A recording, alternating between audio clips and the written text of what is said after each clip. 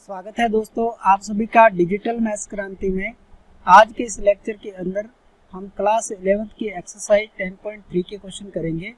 इससे पहले दोस्तों हम सरल रेखा का व्यापक रूप पढ़ेंगे और किस प्रकार से व्यापक रूप से जो सरल रेखा के विभिन्न रूप हमने पहले वाले एक्सरसाइज में पढ़े हैं, बिंदु ढाल रूप, अंतःखंड रूप और लंब रूप में समीकरण को किस प्रकार से कन्वर्ट किया जाता है।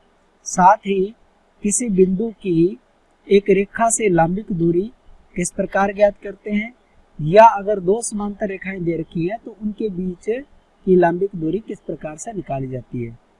तो बिना समय गवाए करते हैं स्टार्ट दोस्तों।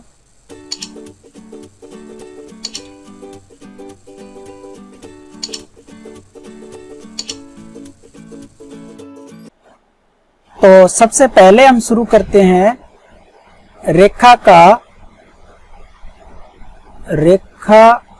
का व्यापक समीकरण।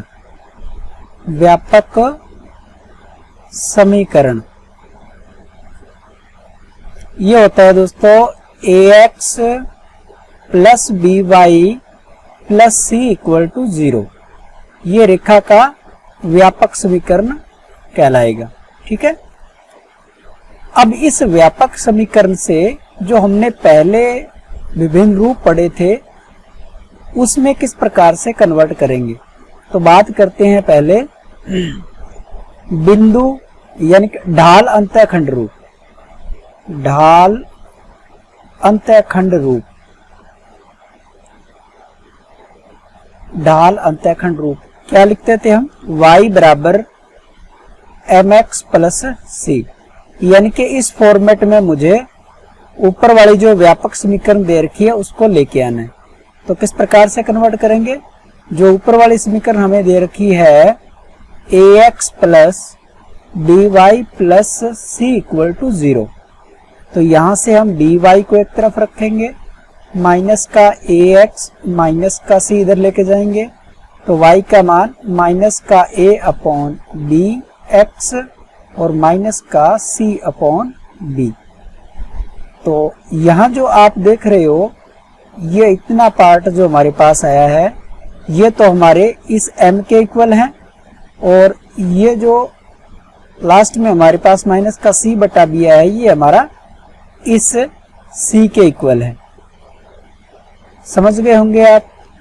तो दोस्तों ये जो यहाँ पे हमें दोनों मान मिले हैं ये हमें बता रहे हैं कि माइनस a बटा b, यानी कि अगर इक्वेशन हमारी ax plus by plus c format में दे रखी है तो माइनस x का गुणांक बटा y का गुणांक वो हो जाएगी हमारी प्रवणता, और जो माइनस c बटा b दे रखा है उसका मतलब ये हो जाएगा कि y अक्ष पे काटा गया अंतःखंड कितना है। ठीक है, इतना आप समझ गए होंगे। तो ये हमारी मेन इक्वेशन होगी व्यापक रूप में, और दूसरा ये हमारा पहला रूप हो गया ढाल अंतःखंड रूप पे किस प्रकार से हम कन्वर्ट करेंगे। दूसरा रूप हमारे पास आता है अंतःखंड रूप। अंतःखंड रूप, अब अगर हम अंतःखंड रूप की बात करें तो अंतःखंड रूप में हम लिखते थे x बटा y x बटा a प्लस y बटा b इक्वल टू 1। ये हमारे पास अंतःखंड रूप था। ठीक है,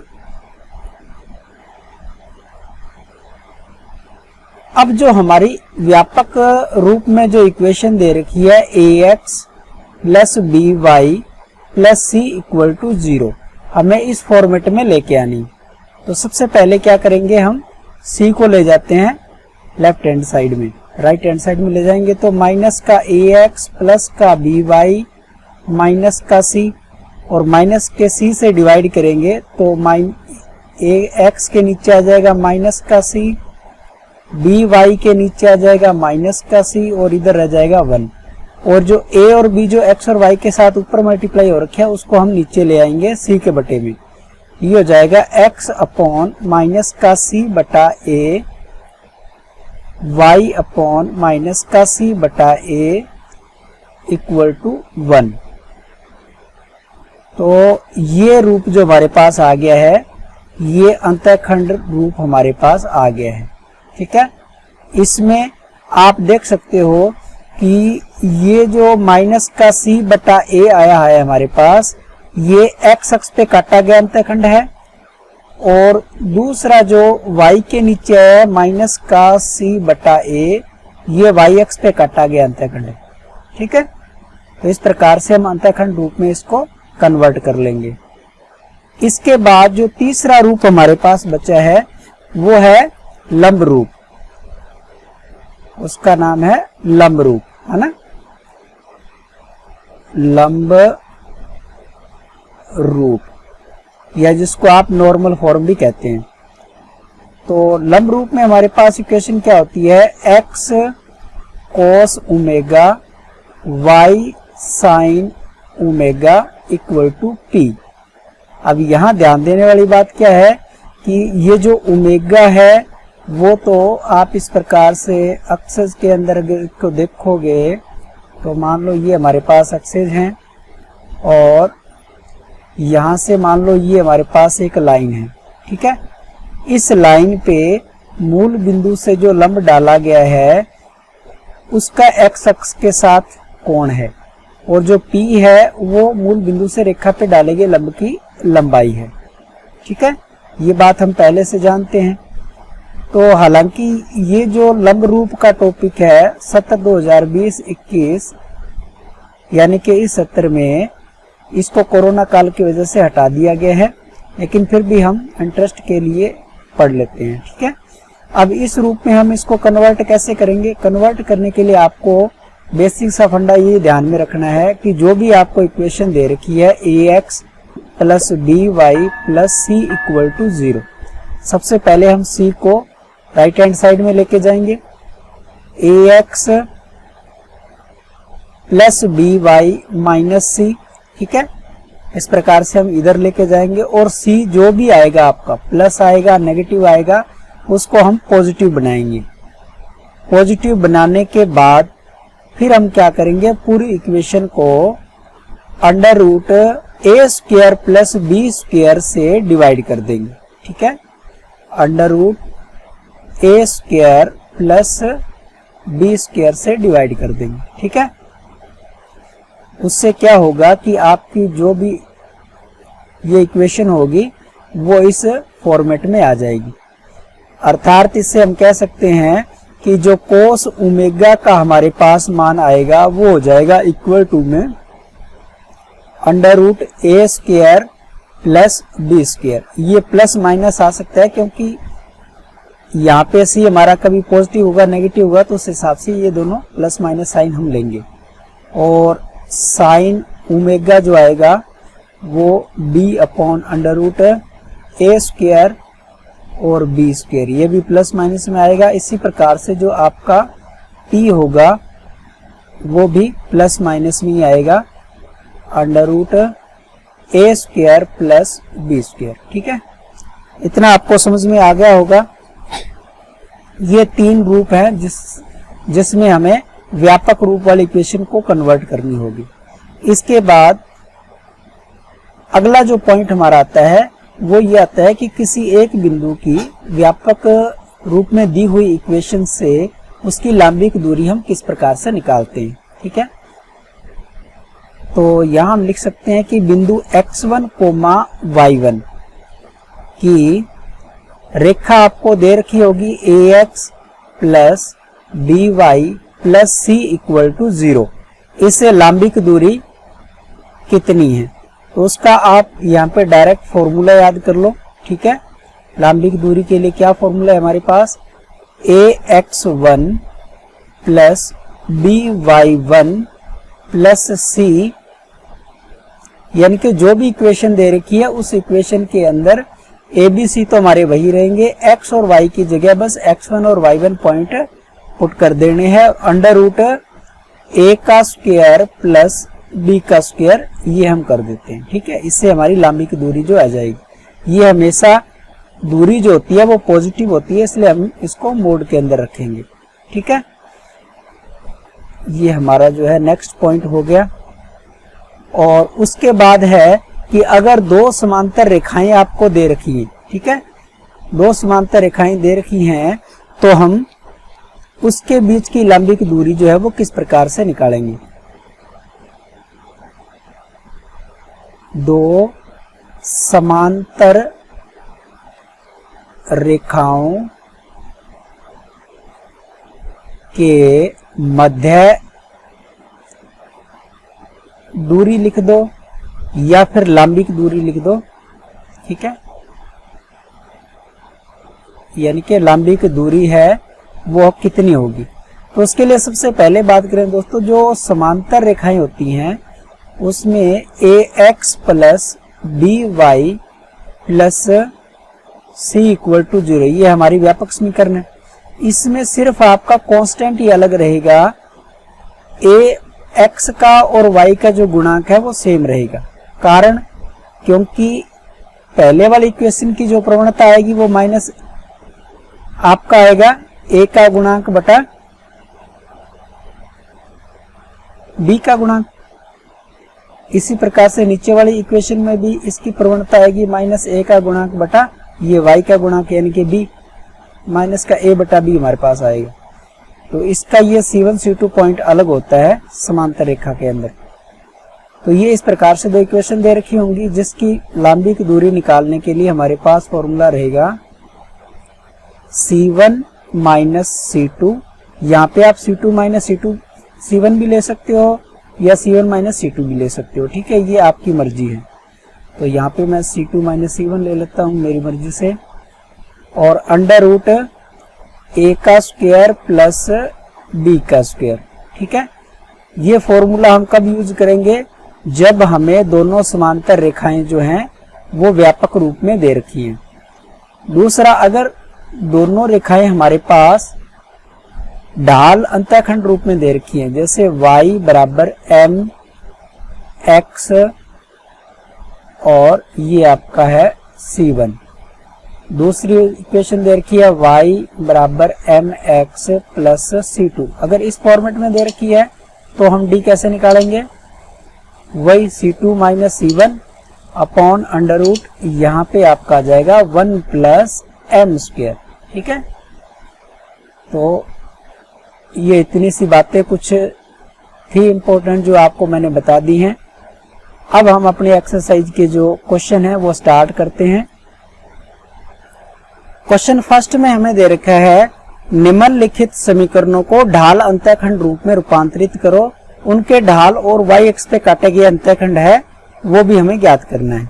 तो जैसे यहाँ पे पहले क्वेश्चन की बात करें तो x plus 7y equal to 0 हमें दे रखा है। हमें इसको ढाल अंतःखंड रूप में लेके आना है, यानी कि y बराबर mx प्लस c फॉर्मेट में इसको लाना है, ठीक है। अब इसको लाने के लिए हम क्या करेंगे, वही बात है, y को एक तरफ रखेंगे, है ना। तो 7y माइनस का x हो जाएगा, 7 से डिवाइड करेंगे तो y इक्वल टू माइनस का x, और 7 से डिवाइड करेंगे तो ये बटे में आ जाएगा आपका 7, ठीक है। और इसको सही ढंग से करके लिखें तो माइनस का 1 बटा 7 x, और यहाँ पे कांस्टेंट c का मान कुछ नहीं है तो वो 0। तो इससे हम जो अपनी ये ढाल अंतःखंड रूप वाली इक्वेशन है, इससे इस इक्वेशन की अगर तुलना हम करेंगे यहाँ पे, ठीक है, इसके साथ तुलना करेंगे तो आप देखोगे कि जो प्रवणता हमारी m है उसका मान माइनस 1 बटा 7 आ गया है, और जो आपका y एक्स पे काटा गया अंतःखंड c है उसका मान यहाँ पे 0 है। तो ये हमारा आंसर हो गया, ठीक है, बिल्कुल आसान है। अगर इसमें आप क्वेश्चन नंबर 3 देखोगे, है ना, इसमें आपको y बराबर 0 दे रखा है। इसका मतलब अगर इसको हम ऐसे भी तो लिख सकते हैं 0.x प्लस 0। तो यहाँ से आपको m का मान कितना मिल रहा है 0, c का मान कितना मिल रहा है 0। ये तो पहले से ही हुआ पड़ा है, ठीक है, बिल्कुल आसान है। इसके बाद नेक्स्ट क्वेश्चन की बात करते हैं। निम्नलिखित समीकरणों को अंतःखंड रूप में रूपांतरित करो और इनके द्वारा अक्षों पर काटे गए अंतःखंड ज्ञात करो। ठीक है। इनको यानी कि हमें क्या करना है, अंतःखंड रूप इसका लेके आना है। तो अंतःखंड रूप हम जानते हैं क्या होता है, x बटा a प्लस y बटा b इक्वल टू 1। ये हमारा अंतःखंड रूप है, ठीक है। ये कौन सा रूप है, ये हमारा अंतःखंड रूप है। यानी कि जो इक्वेशन हमें दे रखी है व्यापक रूप के अंदर, इक्वेशन हमारी क्या है, 3x plus 2y minus 12 equal to 0। इसको हमें इस फॉर्मेट में लेके आना है। तो सबसे पहले क्या करेंगे, 12 को हम ले जाएंगे इस तरफ राइट हैंड साइड में, 3x plus 2y equal to 12। अब 12 से अगर इसको हम डिवाइड कर दें तो ये हो जाएगा 3x by 12 2y by 12 equal to 1। और x के गुणांक देखो अंतःखंड रूप में ऊपर आपका इकाई होना चाहिए, तो 3 और 2 जो गुणा में है ऊपर उसको हम नीचे डिवाइड कर देंगे। x बटा 12 और इसके बटे में आ जाएगा 3, y बटा 12 इसके बटे में आ जाएगा 2 और ये 1। इसको हम और सिंपलीफाई 3 की टेबल से 12 को और काट देते हैं, ठीक है। तो ये ऊपर तो आपका x है, नीचे हो जाएगा 4 और y नीचे हो जाएगा 6 और 1। ये हमारा जो अंतःखंड रूप है वो हमें मिल गया। इसका मतलब क्या है, x और y अक्ष पे काटे गए अंतःखंड, है ना। x और y अक्ष पे, x अक्ष पे काटा गया अंतःखंड 4 है, y अक्ष पे काटा गया अंतःखंड 6 है। यहां लिख सकते हो आप, x अक्ष पर काटा गया अंतःखंड, काटा गया अंतःखंड कितना है, 4 है। इसी प्रकार से y अक्ष पर जो अंतःखंड काटा गया है उसका मान कितना है, 6 है। तो ये हमारा आंसर है, ठीक है। इसी प्रकार से आप और भी क्वेश्चन आसानी के साथ कर सकते हो। नेक्स्ट क्वेश्चन की तरफ चलते हैं। क्वेश्चन नंबर 3 में हमें दिया है, निम्नलिखित समीकरणों को लंब रूप में रूपांतरित करो। मूल बिंदु से लंबिक दूरियां, लंब और धन x अक्ष के साथ बना हुआ कोण जो है वो हमें निकालना है, ठीक है। तो सबसे पहले मान लो हमने पहला क्वेश्चन यहाँ पे ले लिया, x minus √3y plus 8 equal to 0। तो हमने इसमें आपको क्या प्रोसेस बताई थी, सबसे पहले जो कांस्टेंट दे रखा है उसको राइट हैंड साइड में ले जाना है, उसको पॉजिटिव बनाना है, ठीक है। तो ये x माइनस √3y ये माइनस का 8 हो गया। अब इसको हम पॉजिटिव बना लेते हैं, तो माइनस का x प्लस का √3y और ये आपका हो जाएगा 8। अब आपको यहाँ पे बताया था कि हमें डिवाइड किससे करना है, डिवाइड करना है हमें a square plus b square से। इसका मान निकाल लेते हैं कितना है, तो ये हमें मिल जाएगा, देखो x का गुणा कितना है, 1 है, तो 1 का वर्ग और y का गुणा कितना है, √3 है, √3 का वर्ग माइनस है, कोई फर्क नहीं पड़ेगा, स्क्वायर से प्लस हो जाएगा, ठीक है।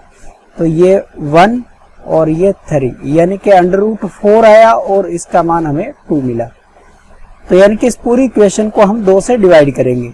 2 से डिवाइड करेंगे तो हमें क्या मिलेगा, 1/2x √3/2y और इधर मिल जाएगा 8/2।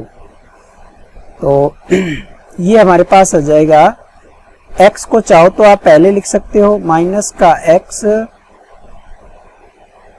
या माइनस को भी आप बाद में लिख लो, माइनस का 1/2 और y लिख लो और √3/2 और ये इधर आ गया 4। अब ये माइनस का 1/2 और √3/2 ये आपके साइन ओमेगा और कोस ओमेगा की वैल्यू है, ठीक है। तो इसको हम कैसे डिफाइन करेंगे, इसके लिए आप यहाँ पे थोड़ा सा जो आपके क्वाड्रेंट है उनको देख लेते हैं।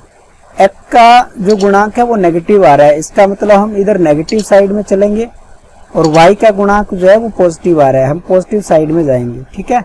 तो हम इस सेकंड क्वाड्रेंट में यहाँ पहुंचेंगे, और सेकंड क्वाड्रेंट में आप यहाँ पे देखोगे कि साइन और कोसेक पॉजिटिव होता है, तो यहाँ पे कोस का मान आ रहा है ना नेगेटिव, और साइन का मान √3/2 जो है वो पॉजिटिव हमें मिल रहा है। ठीक है, तो अब हम तुलना कर लेते हैं कि -1/2, तो कोस ओमेगा के इक्वल होगा ये। ठीक है, अब कोस के अंदर 1/2 मान कितने डिग्री पे होता है, ये मान आप जानते हो कि कोस 60 डिग्री पे होता है, लेकिन ये जो नेगेटिव साइन आ रहा है इसको हमें हैंडल करना है। हैंडल कैसे करेंगे, हमें इस सेकंड क्वाड्रेंट में आना है, तो पाई माइनस थीटा हम कर देंगे, सेकंड क्वाड्रेंट में आ जाएंगे। तो इसका मतलब मैं इसको लिख सकता हूं कोस 180 डिग्री माइनस का 60। ठीक है, तो ये हमें कोस 120 डिग्री हमें मिल जाएगा। कोस 120 डिग्री का मान होता है माइनस का 1/2। इसी प्रकार से साइन 180 डिग्री माइनस निकालोगे आप √3/2। ठीक है, ये भी आपका साइन ओमेगा के इक्वल होएगा। ठीक है, साइन ओमेगा, तो इसका मान भी आप देखोगे तो कोस 180 डिग्री माइनस आप 60 कर सकते हो, pi minus theta second quadrant में पॉजिटिव ही आएगा। सॉरी, यहाँ पे साइन है। ठीक है, साइन 180 माइनस पाई अपने 60 डिग्री करेंगे तो ये साइन 60 डिग्री के बराबर आ जाएगा। साइन 60 डिग्री, सॉरी 120 क्या हो रहा है, 120 डिग्री। ठीक है, तो इसका मतलब हमें पता चल गया कि जो आपका कोण बन रहा है वो कितना है, 120 डिग्री का कोण है। और जो लंबिक दूरी है वो तो आप यहां देख ही रहे हो कि ये 4 जो है वो हमारे पी का मान है। इतनी चीज आपको समझ में आ गई होगी। ठीक है, तो हमें यहाँ पे एक कोण बताना है। एक तो जो कोण है यानी कि जो ओमेगा है आपका, उसका मान 120 डिग्री है। जो हमारी लंबिक दूरी है, लंबिक दूरी यानी कि जो P है उसका मान कितना है, 4 है। ये दो चीजें हमें अभी यहाँ पे पता चल गई। तो इस फॉर्मेट के अंदर हमें ये दो चीजें निकालनी होती हैं। ठीक है, इतना हमारा आंसर हो गया। क्वेश्चन नंबर 4 की बात करें तो इसमें एक बिंदु -1,1 की रेखा दे रखी है, से दूरी हमें निकालनी है। तो सबसे पहला काम हमारा ये रहेगा कि हमने जो किसी बिंदु की रेखा से दूरी का जो फॉर्मूला आपको बताया है मोड के अंदर, ax1 + by1 + c upon √a² + b², वो रेखा तब लागू होगा जब रेखा आपकी व्यापक रूप में होगी। तो सबसे पहला काम हमारा ये रहेगा कि यहाँ पे 12x + 6 = 5y - 2 जो दे रखा है इसको हमें व्यापक रूप में लेके आना है। तो व्यापक रूप में इसको ले आते हैं, 12x और ये आ गया 72 = 5y और माइनस का 10। तो हम इस सबको एक तरफ ले आते हैं। 12x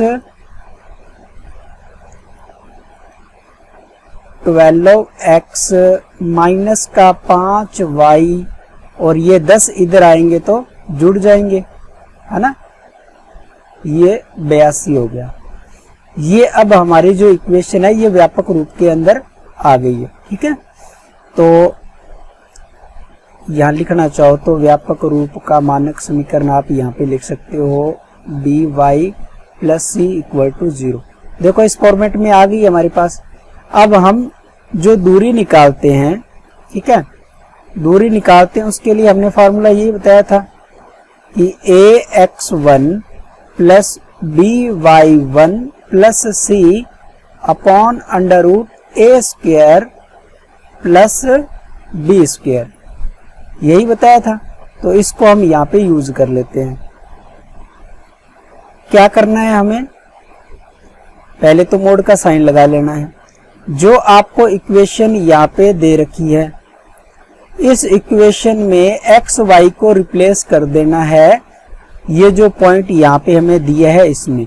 ठीक है, तो ये आपका आ जाएगा 12, x की जगह आ जाएगा माइनस का 1 और फिर माइनस का 5, y की जगह आ जाएगा 1 और प्लस का आ जाएगा 82 और बटे में अंडर रूट 12 का स्क्वायर 144 और 5 का स्क्वायर आ जाएगा 25। ठीक है, इसको हम अब सॉल्व कर लेते हैं। माइनस का ये हो गया 12, माइनस का 5 और प्लस का हो गया 82 और नीचे आपका बन गया ये 1/169। यहां तक ठीक है। तो ऊपर वाला पार्ट अगर देखें तो ये हमारे पास आ जाएगा 65 और नीचे ये 13 का ही होता है, इसका अंडर रूट 13 है ना। तो 13 की टेबल से कैंसिल करेंगे तो ये 5 पे कैंसिल हो गया, यानी कि 5 इकाई इसकी जो है वो दूरी आ गई। तो हमें इसमें दूरी निकालनी थी, क्या देख लेते हैं, दूरी ज्ञात करनी है। तो बस ये हमारा इसका आंसर हो गया। क्वेश्चन नंबर 5 के अंदर x एक्स पर बिंदुओं को ज्ञात करना है जिसकी रेखा से दूरियां जो है वो 4 इकाई है। इसका मतलब ये जो अभी हमने क्वेश्चन किया है उसका ऑपोजिट दिया हुआ है। पहले वाले में तो वो बिंदु दे करके और रेखा का समीकरण देके हमसे दूरी पूछी थी, इसमें रेखा का समीकरण और दूरी देके वो बिंदु पूछा है ना। तो हम क्या करते हैं, इसमें x अक्ष पर वो बिंदु है ना, ये x अक्ष पे कोई बिंदु है तो उस बिंदु को हम मान लेते हैं। ये यहाँ पे उस बिंदु को हम मान लेते हैं x1, 0। ठीक है, x1, 0 हम बिंदु को मान लेते हैं और रेखा मान लो ये आपकी जो भी होगी उससे दूरी हम यहाँ पे निकाल लेंगे। सबसे पहले इस रेखा को हम व्यापक रूप में लेके आएंगे। तो x/3 y/4 बराबर 1 दे रखा है। तो पूरी इक्वेशन को हम इसके लघुत्तम यानी कि 3 और 4 का लघुत्तम कितना आ रहा है, 12। 12 से पूरी इक्वेशन को गुणा करा देते हैं। तो ये यहाँ पे 12 का मल्टीप्लाई एलसीएम ले लो, 4x 3y और बटे में आएगा आपका 12, इधर आएगा 1। तो 12 इधर राइट हैंड साइड में जा करके और वापस इधर आएगा तो माइनस का 12 = 0।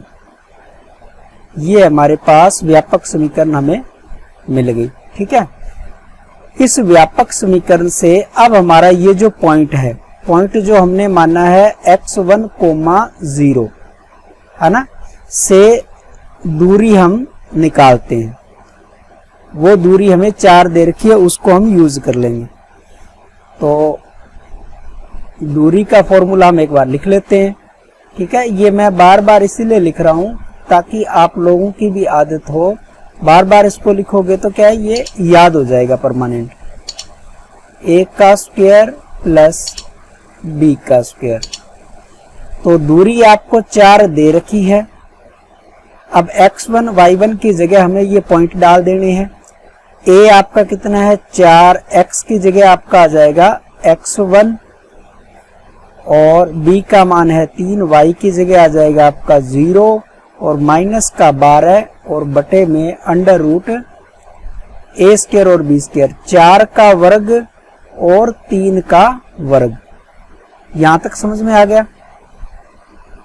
इसको थोड़ा सा और सॉल्व करते हैं। ठीक है, ये 4x1 माइनस का 12 और नीचे देखो 4 का वर्ग 16 और 3 का वर्ग 9, 25, यानी कि कुल मिला के ये इसका 25 का अंडर रूट करेंगे तो 5 आ जाएगा।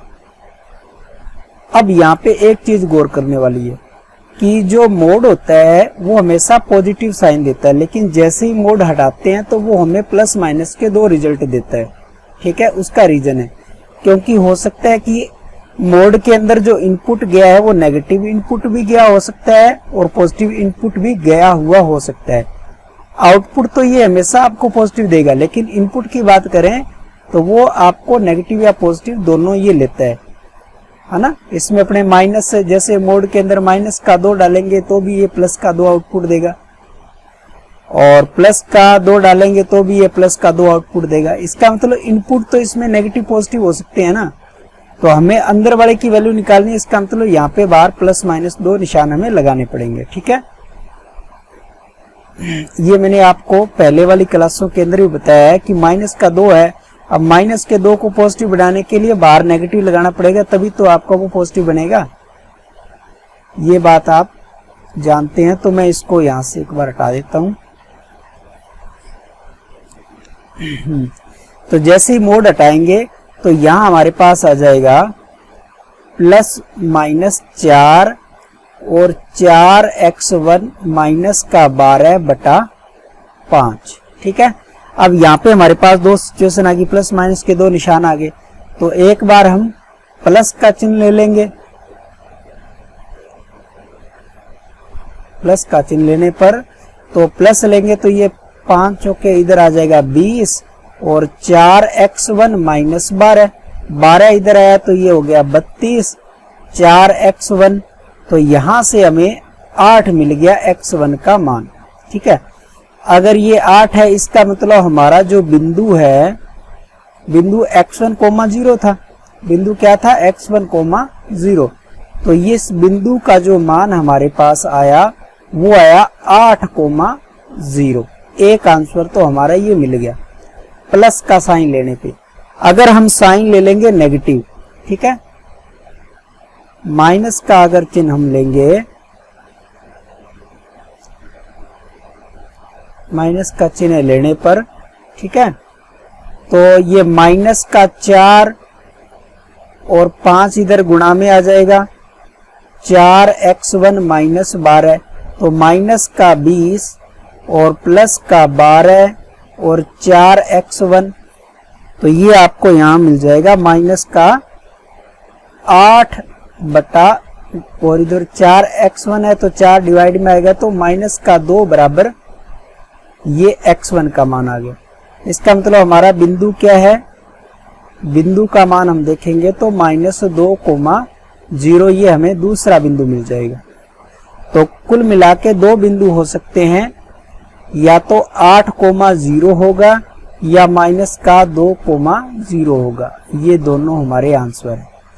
यानी कि इन दोनों बिंदुओं से जो दूरी निकलेगी रेखा की, वो लंबिक दूरी आपकी कितनी आएगी? 4 इकाई आएगी। तो धन्यवाद दोस्तों, आज की इस वीडियो में बस इतना ही। मिलेंगे नेक्स्ट वीडियो के अंदर। और हाँ, अगर आपको वीडियो पसंद आ रही है तो प्लीज आप इसे लाइक करें, अपने दोस्तों के साथ शेयर करें और चैनल पे अगर पहली बार हो तो चैनल को भी सब्सक्राइब कर लें और पास में आने वाले बेल आइकन को जरूर दबा दें। थैंक यू दोस्तों।